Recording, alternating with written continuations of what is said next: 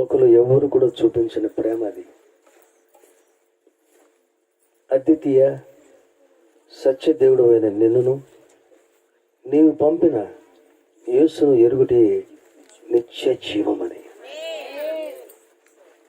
ఈ నిత్య జీవాన్ని మీరు అందరూ కూడా పొందాలని నేను ఒక దినాన్ని దేవునికి రాజు, నేను పాస్టర్ గారు కూడా దేవుని రాజ్యంలో ఉంటాం. మేము ఆయనతో కలిసి 1000 ఏళ్ల పరిపాలనలో ఉంటాం. మేము 1000 సంవత్సరాలు. మానవ జ్ఞానానికి ఇది అతీతం, అర్థం చేసుకోలేడు. అంత గొప్ప స్థితిని, స్థానాన్ని దేవుడు మాకే కదా అందరికీ ఇవ్వాలనే కోరుకుంటున్నాడు. ఆదాము ఆ స్థితిని కోల్పోయాడు. దేవునితో సదాకాలము ఉండే భాగ్యాన్ని అతడు కోల్పోయాడు. పాపం ద్వారా, అపరాధం, ఒక వ్యక్తి యొక్క అపరాధం వల్ల సమస్త మానవాళి కూడా అపరాధులైపోయారు. ఆనాటి నుంచి పాపము మానవత్వం మీద ప్రభుత్వం చేస్తుంది. దాని నుంచి విడుదల చేయడానికే దేవుడు తానే ఈ లోకంలోనికి వచ్చాడు. సశరీరుడుగా ఈ లోకంలోనికి వచ్చాడు. తన దైవత్వాన్ని చూపించాడు, ప్రదర్శన చేశాడు తన జీవితం ద్వారా. దయచేసి మీరు ఏ ఒక్కరు కూడా దాన్ని కోల్పోకూడదని నేను చెప్తున్నాను. నేను ఒకవేళ మీరు అవకాశం ఇస్తే మీ అందరి పాదాలకు పట్టుకోవడానికి కూడా నాకు సిద్ధమే. చెప్తున్నాను, హృదయం అంతా కూడా కృతజ్ఞతతో నిండి ఉంది. మీ జీవితాల్లో దేవుడు గొప్ప కార్యాలు చేయాలని ఆశ. మీ అందరూ కూడా ఈ సంతోషాన్ని ఇతరులకు ప్రకటించగలిగినట్లయితే, ఒక్క వ్యక్తి, ఒక్కరు 1000 మంది కాగలరు, ఇద్దరు 10,000 మంది కాగలరు. దేవుని లెక్కలు అలా ఉంటాయి. మీలో ఒక్కడిని, ఇంకొకడు ఇంటర్మీడియట్ చదువుతున్నాడు, ఎవరో కుర్రోడు ఇలారా ఎక్కడున్నాడు, ఇలారా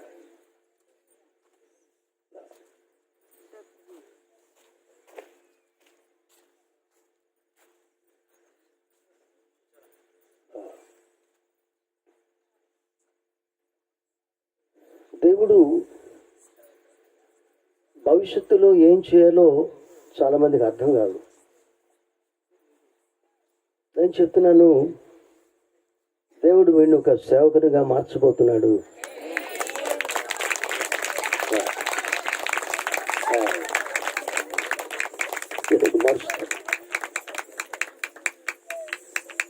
ఈ సత్యాన్ని గ్రహించి అలాగే తను జీవించగలిగితే దేవుడు తన ప్రణాళికలో ఒక సేవ. ఎంతకాలం జీవిస్తామో మాకు తెలియదు, కానీ ఈ లోకలు ఇంకా ఎంతకాలం జీవిస్తామో మనకు తెలియదు. అర్థమైందా?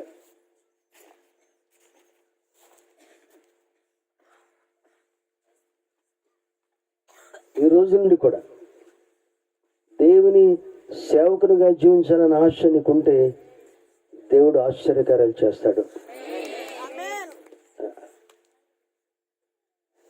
వీడు ఇంటర్మీడియట్ చదువుకున్నాను, నేను చదువుకోలేదు, ఇంటర్మీడియట్ చదవలేదు నేను. చాలే,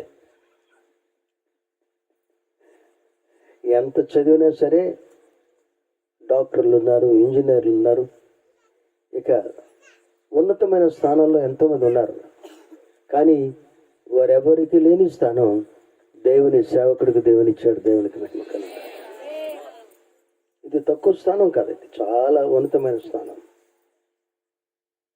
రాజులు సైతము కూడా దేవుని సేవకుని దగ్గరికి రావాలి. దేవుని సేవకుడు వాళ్ళని ఆశీర్దిస్తేనే వారికి ఆశీర్వాదం వస్తుంది. రాజులు, చక్రవర్తులు.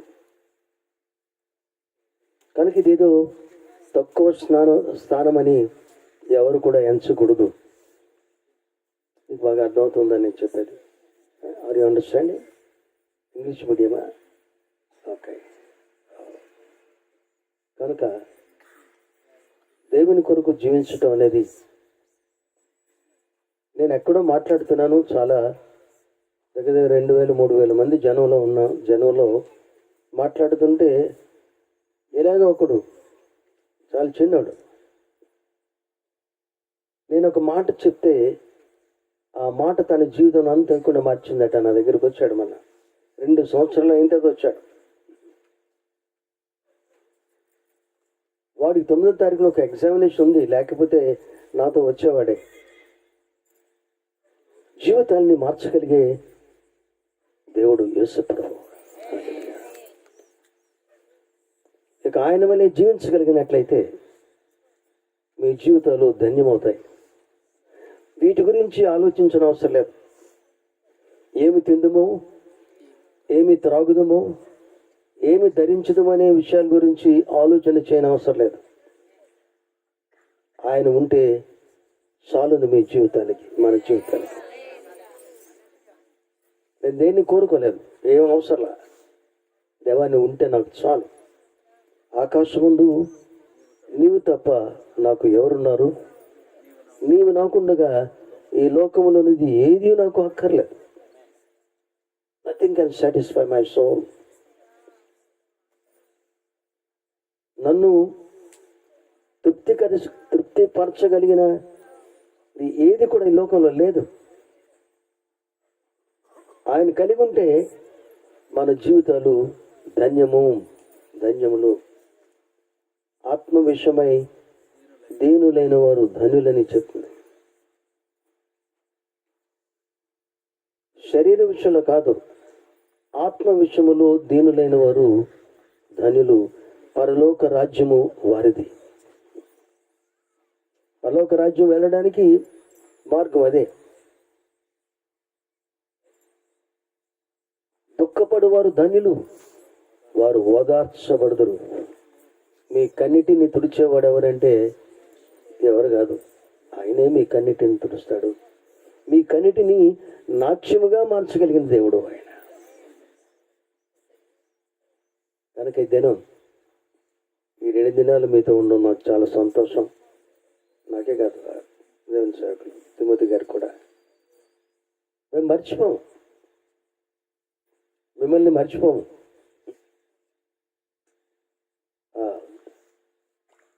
మీరు మీ ఇంట్లోకి మమ్మల్ని ఆహ్వానించారు. మా ఆశ అంటే యేసుని మీ హృదయానికి ఆహ్వానించగలిగితే అంతకంటే గొప్ప భాగ్యం మరొకటి లేదు. కానీ యేసయ్య జీవించినప్పుడు, యేసు తను ఈ లోకాన్ని విడిచిపెట్టి వెళ్ళిపోయే గడి వచ్చింది. ఆ గడి వచ్చినప్పుడు వాళ్ళందరినీ దగ్గరికి చేర్చాడు. తన హృదయంలో ఉండే విషయాలు, అనేకమైన విషయాలు వాళ్ళతో పంచుకున్నాడు. నేను వెళ్తాను, ఈ లోకం నుంచి వెళ్తాను నేను. కానీ నేను వెళ్ళిన తర్వాత నాకు బదులు మీరు ఉండాలి. నేను వెళ్తాను. ఆ మాటకి వాళ్ళు చాలా బాధపడిపోయారు. మాతో ఉంటాడనుకున్నాము, మా మధ్యలో గొప్ప కార్యాలు చేశారు, ఆశ్చర్యకార్యాలు చేశారు. ఆయన ఉంటే ఎంత బాగుంటుంది. 5,000 మందికి ఆహారాన్ని పెట్టాడు ఆయన. ఆయన చేయి తాకితే అనేక మంది స్వస్థత పొందారు. గొప్ప కార్యం. ఆయన తాకిడి చాలు, ఆయన చూస్తే చాలు, గొప్ప కార్యాలు జరిగినాయి. కూర్చోండి, మీరు కూర్చోండి, మాట్లాడుతున్నారు. కనుక ఆయన లోకాన్ని విడిచి వెళ్ళక ముందు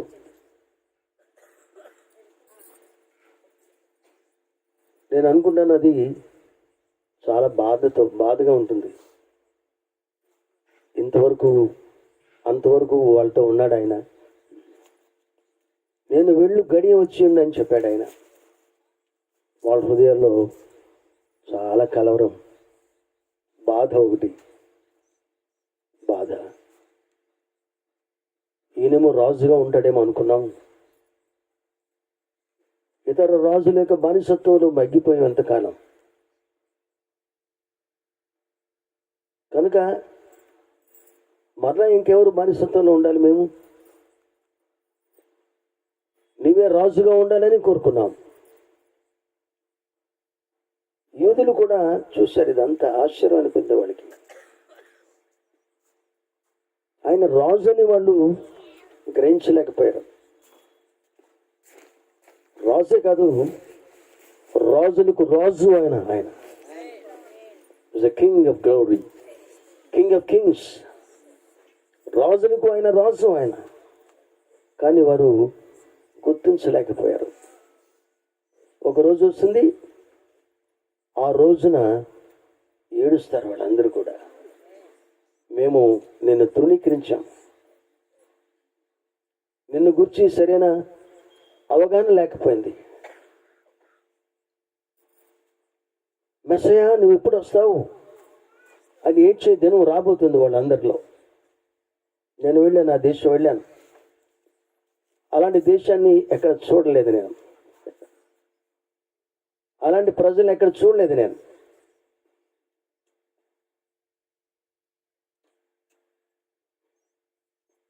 యూదుల రాజు, అందుకని ఆయన పేరేం పేరండి? యూదుల రాజుగా పుట్టాడట ఆయన. మీరు చదువుతారా? నేను వెళ్ళి అక్కడ చూశాను ఆయన ఎక్కడ మరణించాడో, ఎక్కడ ఆయనను సిలువ వేశారో చూశాను. ఆయన ఎక్కడ సమాధి చేశారో వెళ్ళి చూశాను. మరలా ఆయన ఎప్పుడు ఎక్కడికి వస్తారో ఆ స్థలాన్ని కూడా చూశాను. ఇవన్నీ వాస్తవాలు, కట్టుకథలు కాదు. ఈ లోకంలో ఎక్కడో అన్ని కట్టుకథలే. వాటిని నమ్ముతారు చాలామంది. కానీ ఆ కట్టుకథలు మీరేమో నమ్మనవసరం లేదు. మేము ప్రకటించే రక్షకుడు, విమోచకుడు ఆయన మరలా త్వరలో రానై ఉన్నాడు. ఆయన నాతో మాట్లాడారు, ఇదిగో నేను త్వరలో రానై ఉన్నానని చెప్పారు ఆయన. నేను అన్నాను, ఇంకొంచెం ఆలస్యం చేయకూడదా అని అడిగాను నేను. ఎందుకంటే నేను అనేక మందికి సువార్తను ప్రకటించాలని ఆశ ఉంది. అనేక ప్రాంతాలకు వెళ్ళాలి, అనేక మంది ప్రజలకు ఈ సత్యాన్ని గురించి నేను ప్రకటించాలని నేను చెప్పాను. కొంచెం ఆలస్యం చేయరా ప్రభు అని అడిగాను. ఆయన ముమ్మార్లు నాతో మాట్లాడారు. నేను కథ చెప్పడం లేదు. ఆయన రాకడ కొరకు అనేక మందిని సిద్ధపరచాలనే ఆశ ఉంది మాకు. అనేక మంది సిద్ధపడాలి. మీరందరూ కూడా సిద్ధపడాలి. మీ కుటుంబములతో సైతము సిద్ధపడాలి. ఆయన రాకడ చాలా ఆశ్చర్యంగా ఉంటుంది.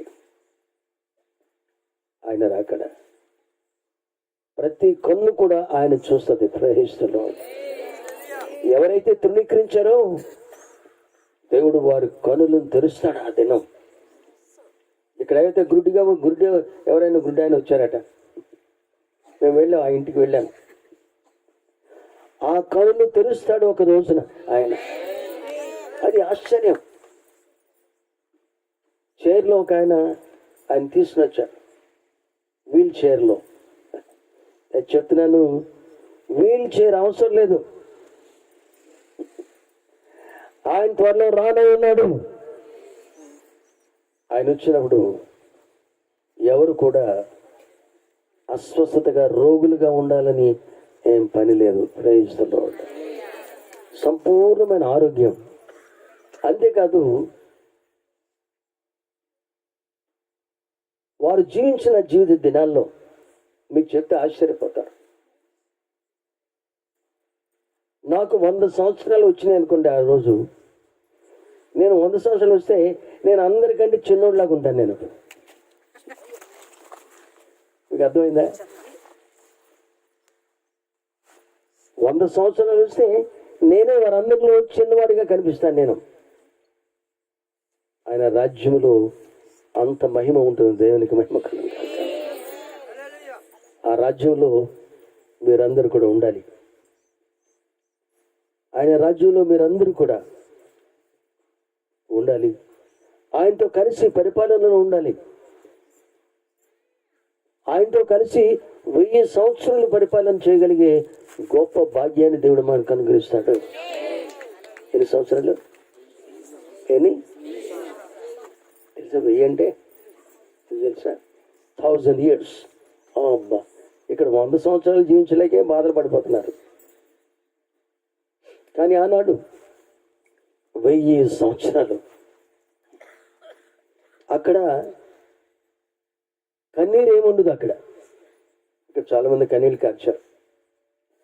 అక్కడ కన్నీరు ఉండదు. అక్కడ ఏడ్పు ఉండదు. అసలు ఎలాంటి దుఃఖము లేదు, వ్యాధి ఉండదు, బాధ ఉండదు. అక్కడ సూర్యుడు ఉండడు. నేను చూశాను, ఆ స్థలాన్ని చూపించారు దేవుడు. సూర్యుడు లేడు, సూర్యుడు ఇక ఉండడు, చంద్రుడు ఇక ఉండడు. అంత గొప్ప రాజ్యం. ఎందుకు ఈ ప్రయాసపడుతున్నావో తెలిసిన? మీరు కూడా మాతో అక్కడ ఉండాలని కోరుకుంటున్నాను. నేను అనుకున్నాను, ఎందుకు ఇలాగ అనిపిస్తుంది నాకు. యేసయ్య హృదయంలో కూడా అదే ఆశ. చూడండి, యోహాను సువార్తలో 14వ అధ్యాయంలో 1, 2, 3 వచనాలు. మీ హృదయములను కలవరపడనీకుడి, దేవునియందు విశ్వాసం ఉంచుచున్నారు, నా యందును విశ్వాసం ఉంచుడి. నా తండ్రి ఇంట అనేకమైన నివాసములు కలవు. Praise the lord.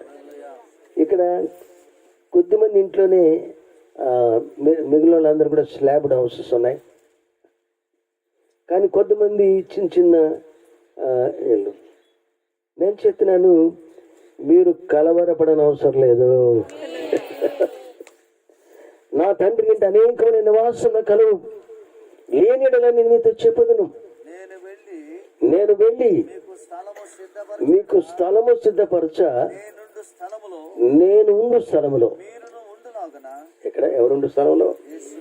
నేను ఎక్కడైతే ఉంటానో మీరు కూడా నాతో ఉంటారు అక్కడ. Praise the lord.